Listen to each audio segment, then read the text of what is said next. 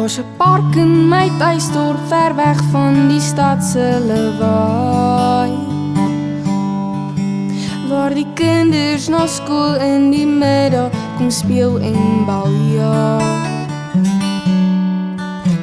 En eendag sien ek 'n klein dogtertjie eenkant alleen, met traantjies wat rol oor haar sproet gesiggie.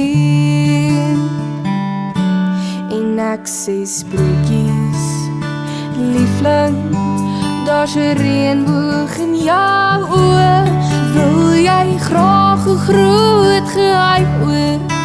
Almal wil graag soos jy wees.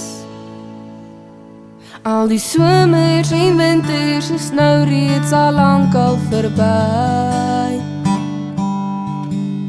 en glimlag van jonk wees verberg soms 'n ou hartseer pyn.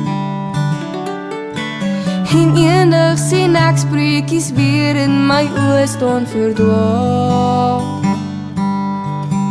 want die lelike eentjie verander in die mooiste swaan. En ek sê spreekies, liefling, daar's 'n reënboog in jou oë. Wil jy graag 'n groot geheim oor? Almal wil graag soos jy wees, want jy's pragtig, liefling. En sy druk saggies my hand en sê ek wens ek kon uit hier jou oë sien.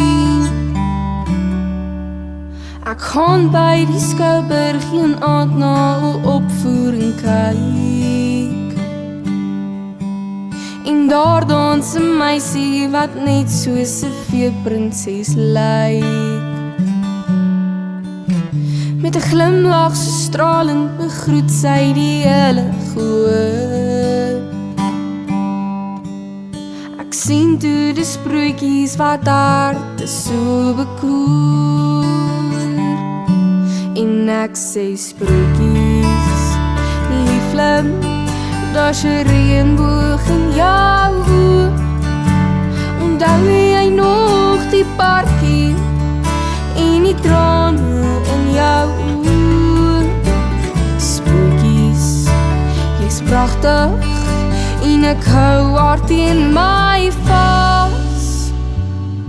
Sy sê ek wens ek kon my deur jou oë sien.